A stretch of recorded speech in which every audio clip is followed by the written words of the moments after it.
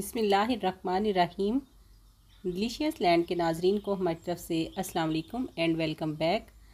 आज मैं बना रही हूँ यखनी पुलाव। बहुत ही लाइट और बहुत ही टेस्टी, बहुत कम इसमें स्पाइसेस डालेंगे, बहुत तीखा नहीं बनाएंगे, लाइट सा इसको फ्लेवर देंगे ताकि इस गर्मी के मौसम में सब इसको एंजॉय करें। और गोश्त आप हस्बे ज़रूरत हस्बे टेस्ट इसमें ऐड कर सकते हैं, यानी अगर आपको बीफ से बनाना है तो बीफ, और अगर मटन बनाना है तो मटन भी यूज़ कर सकते हैं। तो ईद उल जुहा पे आप इसको बनाएं और इन्जॉय करें। इसके लिए मैंने प्याज लिया है पर्पल, एक छोटे साइज़ का, उसमें एक लहसुन की पूरी गट्ठी ले ली है, 2 तेज़पात।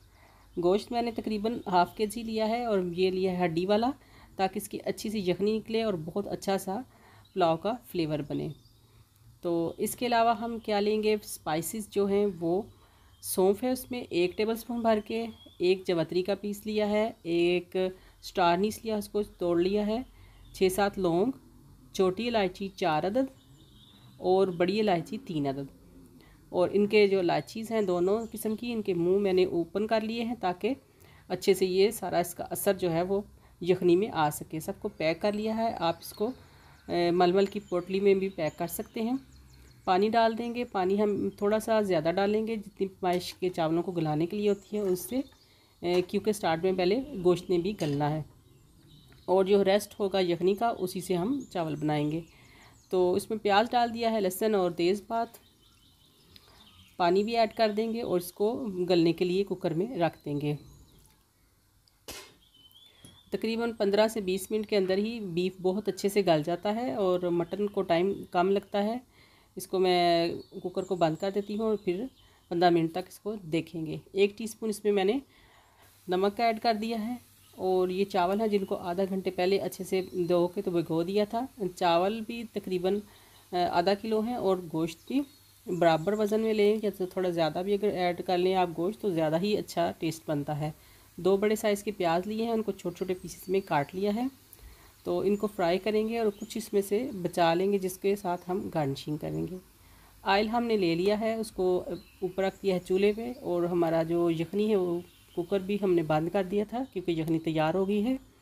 इसमें से यखनी अलग कर लेंगे और गोश्त को अलग कर लेंगे, और जो मसालों वाली पोटली है वो भी आराम से हम निकाल देंगे। तो गोश्त जो है, जो ऑयल है हमारा वो गर्म हो चुका है, उसमें प्याज ऐड कर देंगे और अच्छे से इनको फ्राई कर लेंगे। बहुत तेज़ हमने इसको डार्क कलर नहीं देना, क्योंकि लाइट सा कलर होगा तो देखने में भी चावल जो है पुलाव बहुत ही अच्छा और नाइस सा उसका कलर लगेगा और मज़ा भी इसका ज़्यादा बनता है। जैसे ही ये लाइट ब्राउन होंगे, इसमें से कुछ हमने प्याज निकाल लिया है जो गार्निशिंग के लिए यूज़ करना है, और बाकी को हमने इस पोजीशन पे आके तो इसमें गोश्त जो है गला हुआ वो ऐड कर दिया है। तो ये यखनी है हमारी जो बाद में ऐड करेंगे। एक जिंजर का क्यूब डाल दिया है, ब्लैक पेपर है 1 टीस्पून, वाइट पेपर है 1 टीस्पून, दोनों का पाउडर ऐड कर दिया है। खुश्क धनिया का पाउडर 1 टेबलस्पून, नमक 1 टेबलस्पून, ज़ीरा भुना हुआ 1 टेबलस्पून, थोड़ी सी डालेंगे दालचीनी का पाउडर, और पुदीने का भी मैंने इसमें पाउडर ही ऐड किया है। ये जो पाउडर मसाले हैं ये इसमें मिक्स होके बहुत अच्छा फ्लेवर देंगे।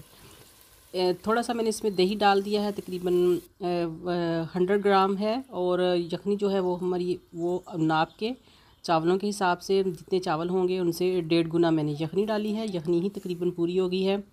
और जैसे ही थोड़ा सा बॉयल आएगा उसमें चावल ऐड करेंगे, और जब पानी खुश्क हो जाएगा दम लगाने के लिए तैयार है।